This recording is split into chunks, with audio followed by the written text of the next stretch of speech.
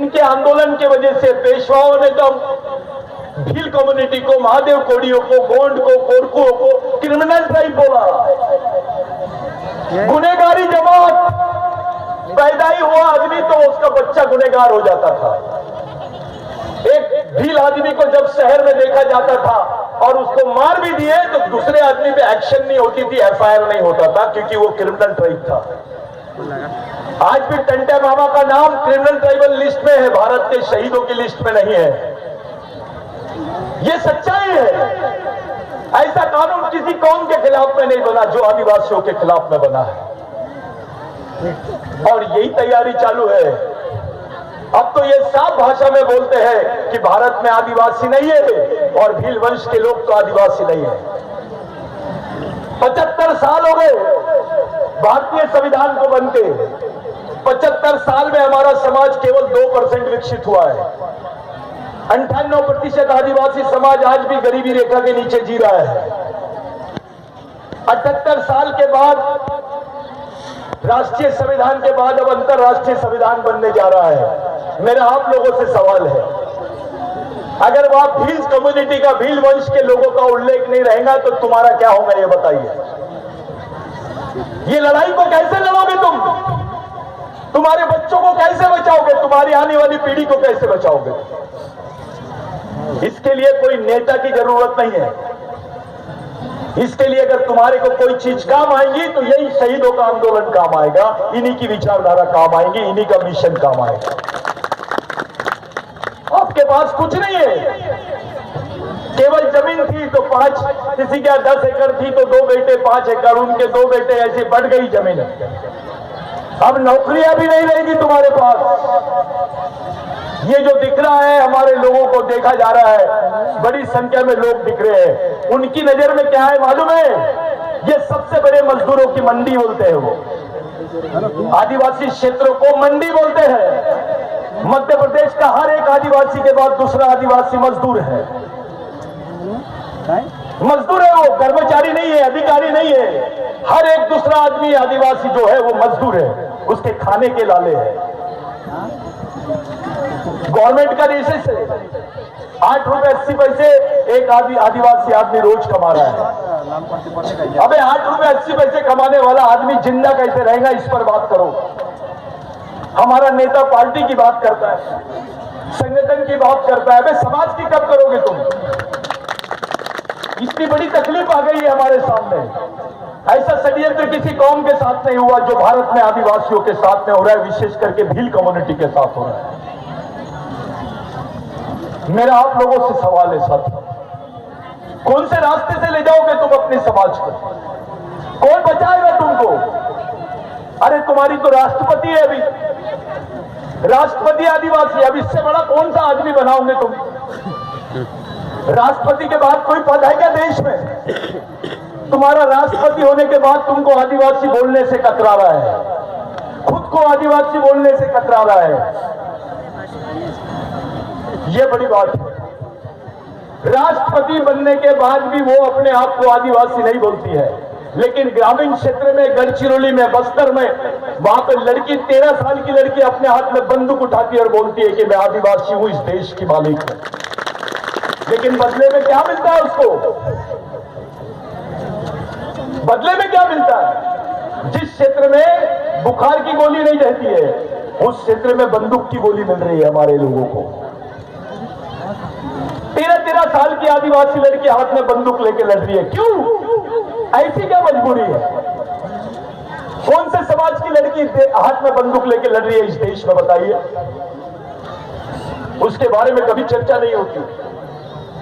हमारे नेता जितने भी हैं, चाहे कितने भी बड़े पद में होंगे, मैं बुरा लगेगा चलेगा, हमारे आदिवासी नेताओं को पार्टी के लोग भी इज्जत नहीं देते, उसको दबाने की कोशिश करते हैं, क्योंकि उनको मालूम है इसके पीछे समाज नहीं है। हमारे नेता समाज के बीच में पकड़ के समाज को विश्वास में लेके पॉलिटिक्स नहीं कर रहे हैं। कहीं ना कहीं समाज और नेताओं के बीच में गैप आ गई है, वो गैप को कम करना पड़ेगा। तुमको खत्म करने के लिए इस देश में आरएसएस जैसा मिशन खड़े कर दिए। तुमको खुलेआम वनवासी बोलते हैं, तुमको आदिवासी नहीं बोलते हैं, इस देश का मालिक नहीं बोलते हैं। टंटा भील अपने एक एक आदमी को मालिक बोलता था।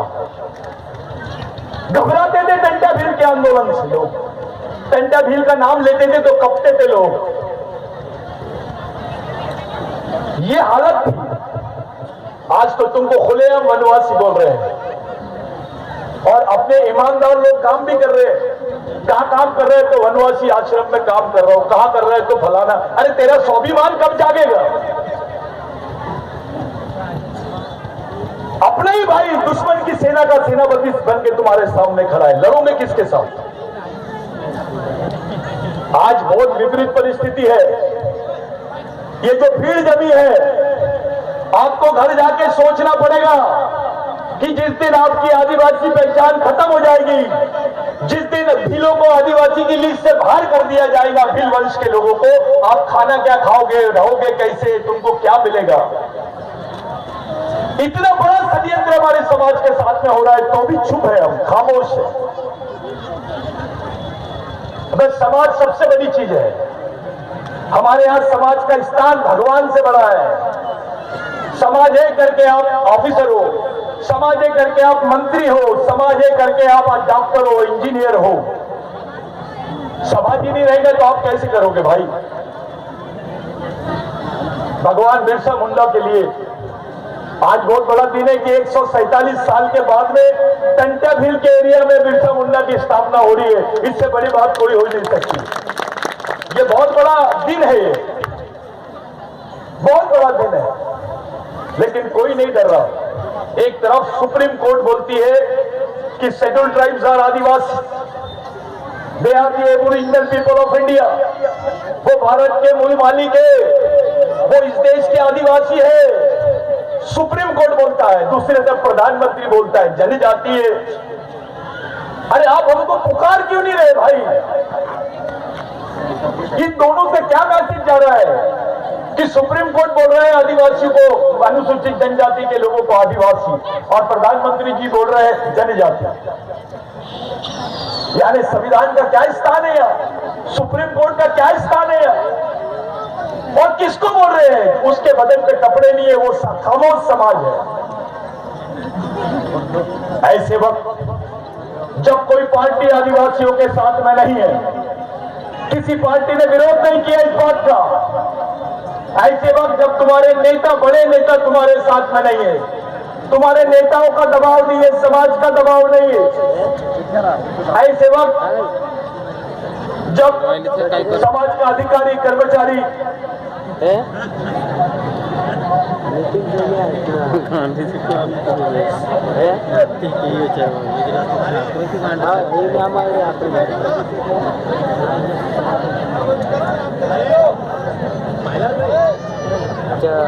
मेरे को कंटिन्यू बोल रहे हैं कि अम्मा को, उसको लग रहा है उसको बोल रहे हैं। तो मेरा ऐसा था साथियों, हम लोगों को आए दिन एक दिमाग में डाला जा रहा है, आदिवासी हिंदू है, आदिवासी क्रिश्चियन है, आदिवासी मुस्लिम है। नहीं, आदिवासी आदिवासी है, उसकी अपनी एक अलग पहचान है, उसके अपने एक अलग अधिकार है। जब भगवान इस देश में पैदा नहीं हुआ था तब से आदिवासी रहता है इस देश में, ये सच्चाई है। आपको अभिमान के साथ बोलना है। जिस वक्त आप अपने आप को हिंदू बोलते हो, मुसलमान बोलते हो, आप धार्मिक बन जाते हो, लेकिन जिस क्षण आप अपने आप को आदिवासी बोलते हो, इस देश के मालिक बन जाते हो। एक नंगा भूखा आदमी प्रधानमंत्री के सामने भी खड़े रह के बोले कि मैं आदिवासी हूं, इस देश का मालिक हूं। आप इस देश के प्रधानमंत्री होंगे लेकिन मैं देश का मालिक हूं। ये बड़ी चीज है। अब एक नया षड्यंत्र चालू हो गया है। बोला जा रहा है संस्कृत देश की पहली भाषा है, संस्कृत देश की पहली भाषा है, तो भिल्ली भाषा, गोंडी भाषा, मुंडा भाषा कहां गई? अगर संस्कृत देश की पहली भाषा है तो ब्राह्मण भाई पहला आदमी हो गया, आदिवासी कहा गया? एक अलग टाइप का आंदोलन चल रहा है इस देश में, जिसको समझने की जरूरत है। आपको बड़े सोच समझ के आगे का कदम उठाना है भाइयों, और ये केवल राजनीति से नहीं होगा, इसके लिए सामाजिक सेना की जरूरत पड़ेगी, सामाजिक ब्रेन की जरूरत पड़ेगी, सामाजिक कैडर की जरूरत पड़ेगी, सामाजिक मिशन की जरूरत पड़ेगी। आज पूरा देश देख रहा है, मध्य प्रदेश वो प्रदेश है जहां पर आदिवासियों की सबसे ज्यादा जनसंख्या है। पूरे देश के आदिवासियों की नजर आपके पर है कि मध्य प्रदेश का आदिवासी क्या कर रहा है। जो आंदोलन मध्य प्रदेश के आदिवासी कराएगा वो पूरे देश के आदिवासियों का आंदोलन होगा। आपके ऊपर बहुत बड़ी जवाबदारी है, यहाँ के नेताओं पे बहुत बड़ी जवाबदारी है, क्योंकि आप उस प्रदेश का नेतृत्व कर रहे हैं जो भारत का सबसे बड़ा प्रदेश है आदिवासियों का। मेरे लिए, आप लोगों के लिए क्या पर्याय है, हमारे सामने विकल्प क्या है, इस बात पे सोचना पड़ेगा। मैं देख रहा हूँ हमारे बड़े बड़े अधिकारी लोग भी मंच पे आके बात कर रहे हैं, मोरवाल दादा आके बात किया, अच्छी बात, लेकिन इन पर जब एक्शन होती है, हमारे अधिकारियों पे एक्शन होती है, तो कोई हमारे पास साधन नहीं है। बुरा नहीं मानना, कांग्रेस के भी लोग मदद नहीं कर रहे हैं। अभी बड़े बड़े ऑफिसर्स बेचारे को ट्रांसफर हो रहे हैं, उनका सब कुछ उनके तकलीफें झेल रहे हैं, ऑफिसरों की ट्रांसफर खुलेआम हो रही है, उनको प्रताड़ित किया जा रहा है कर्मचारियों को, अधिकारियों को, कोई नहीं बोल रहा उनके। इस बात पर सोचने की जरूरत है। विद्यार्थी बैठे बेचारे 3-3, 4-4 साल से वो एमपीटीसी की एग्जाम की तैयारी कर रहे हैं, उनका नोटिफिकेशन ही नहीं आ रहा। लड़के बैठे, कम से कम 5.5 लाख आदिवासी लड़के मध्य प्रदेश में बेरोजगार है, 5.5 लाख ग्रेजुएट लड़के, बाकी की तो भीड़ अलग ही है। आपके पास काम नहीं है, आपके पास आरक्षण नहीं रहेगा, आपके पास जमीन नहीं रहेगी, आप करोगे क्या? यहाँ से मध्य प्रदेश का आदमी नागपुर में, उधर आंध्र प्रदेश में, हैदराबाद में, मुंबई में, पूना में गड्ढे खोदने जाता है। सबसे ज्यादा गड्ढे खोदने का काम आदिवासी करते हैं, चाहे गोंड हो, भील हो, कोरको हो, सहारिया हो, ये सभी वही काम करते हैं। अब तो गड्ढे खोदने की भी मशीन आ गई है, वो भी काम तुम्हारे हाथ में नहीं है। काम कौन सा करोगे तुम? जिंदा कैसे रहोगे? अपनी आने वाली पीढ़ी कैसे जिंदा रहेंगी? ये प्रश्न हमारे सामने है। आज के मौके पर मैं आप लोगों से सिर्फ 2 सवाल करूंगा कि पहले ये तय हो जाए कि इस महाभयंकर परिस्थिति का सामना कैसे करेंगे, यहां तय होना चाहिए। और दूसरा, इसका सामना करने के लिए कैसा ब्रेन होना, या तो तुम्हारी कौम का आदमी, तुम्हारा ही पढ़ा लिखा आदमी तुम्हारे को आगे समझाता है, रे जनजाति बोलना रे, वनवासी है ना रे, अबे टंटे मामा बेवकूफ था क्या? तू तो टंटे मामा का भी बाप हो गया, बिरसा मुंडा का भी बाप हो गया, तू तो सुप्रीम कोर्ट का भी बाप हो गया। अपनी कौम के लिए खुद को आदिवासी बोलने से डरता क्यों है? इस देश का मालिक बोलने से डरता क्यों है? क्या बात है भाई? ये कॉन्स्टिट्यूशनल एब्रोवेशन है। आदिवासियों को सुप्रीम कोर्ट ने बोला है, अभी भी नहीं मानते। भगवान राम यहाँ पैदा हुए थे, ऐसा जजमेंट अगर सुप्रीम कोर्ट देता है तो देश मान लेता है, सरकार मान लेती है, वहां पे मंदिर बन जाता है। लेकिन 2010-11 में आदिवासी इस देश के मालिक है, ऐसा सुप्रीम कोर्ट बोलता है, बावजूद उसके संयुक्त राष्ट्र संघ में भारत सरकार नहीं बोलती है कि भारत में आदिवासी रहते हैं। आप आदिवासी हो ये मानने के लिए कोई तैयार नहीं है, सुप्रीम कोर्ट के बोलने के बावजूद। आप कौन सा कोर्ट में जाओगे? आप इस देश में सुप्रीम कोर्ट से बड़ा कोई कोर्ट है क्या? आप कौन से कोर्ट में लड़ाई लड़ोगे बताइए? हमारे नेता पार्लियामेंट में जाओ, उनसे पूछने, अरे मेरे को पार्टी प्रमुख से पूछना पड़ेगा। अबे तो समाज से वोट मांगते वक्त पार्टी प्रमुख से पूछ के आया था क्या? काय का पार्टी प्रमुख? अबे इस देश में जो भी पार्टी खड़ी वो आदिवासियों के वजह से खड़ी। हमको डराते हैं, आपको डराया जाता है कि आपकी जनसंख्या कम है।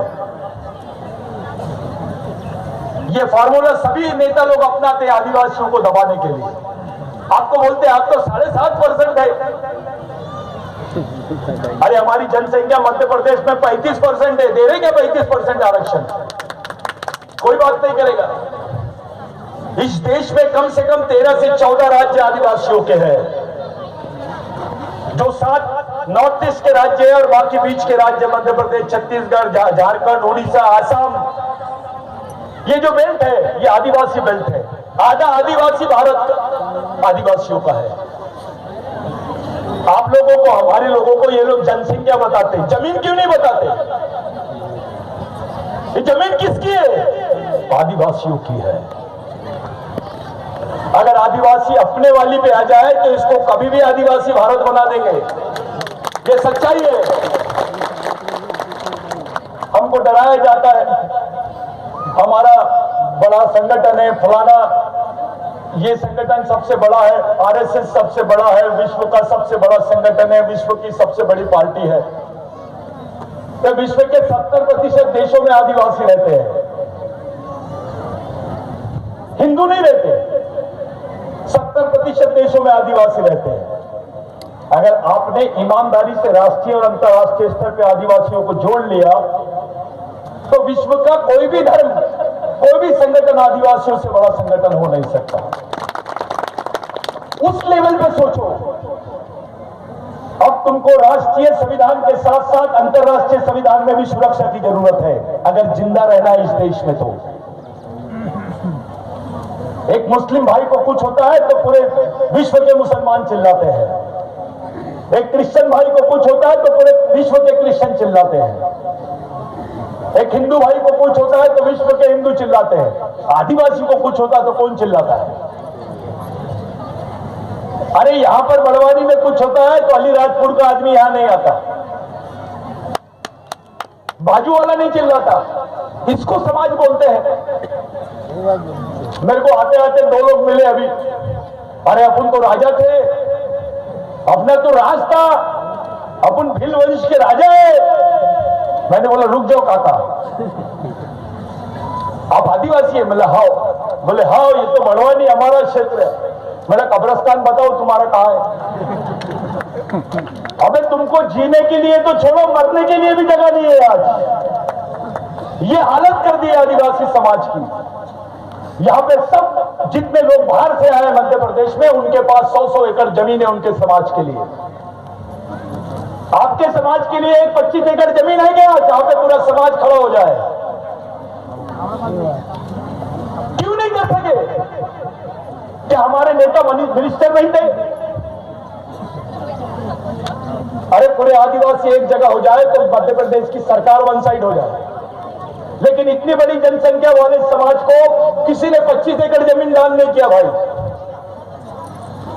तुम्हारे सामने मैं तो एग्जाम्पल दे रहा हूं, यहां पे सभी समाज के लोगों के पास में 100-100 एकड़ जमीन है, मेरे पास प्रूफ है उसको। तुम्हारे लिए क्या है? 20 एकड़ जमीन सरकार ने तुमको नहीं दी एक जगह आने के लिए। मेरे ख्याल से ये जमीन किसकी है? आदिवासी की है क्या? तुमको समाज के लिए दी गई है क्या? ये तो जुगाड़ करके तुमने यहां कार्यक्रम लिए होंगे, सही बात है कि नहीं? हाँ, नहीं तो अपने पास तो जमीन भी नहीं है। मेरे भाइयों, इसमें बुरा मानने की बात नहीं है। मेरे को कोई तकलीफ नहीं होती, जो सच है वो बोलने का, क्योंकि आज ऐसा दिन है जिसने सच बोलने पर फांसी पे लटकाया गया था उसको। क्या रिश्ता था आपसे? टंटे मामा को जब पूछे कि भैया तेरे को फांसी देने वाले हैं, आखिरी वक्त किससे मिलना चाहता है? 27 साल से उसने अपने परिवार को नहीं देखा था, उनकी बहन को नहीं पहचानता था, सामने खड़ी थी बहन, उसको भी नहीं पहचानता था टंटा मामा। जब उनको पूछे आप किससे मिलना चाहते हो, तो टंटा मामा ने बोला मैंने जिनके लिए लड़ाई लड़ा, जो मेरे मालिक है, जो मेरे भगवान है, मेरे समाज को एक बार देखना चाहता हूं। मेरे को बताइए ऐसा कौन सा आदमी है टंटा मामा के बाद में जो ऐसी बयान देता है? अबे अच्छे की भक्ति है। अपने अधिकारी डरते हैं कि टंटा मामा की फोटो लगा दूंगा मेरे रूम में तो सब लोग मेरे को डकैत बोलेंगे। अबे तू नौकरी में टंटे मामा की वजह से है। ये जो क्रिमिनल ट्राइबल एक्ट है जिसको हेरिडेटरी एक्ट बोलते हैं, ये एक्ट पर अमेंडमेंट ब्रिटेन में हुआ टंटे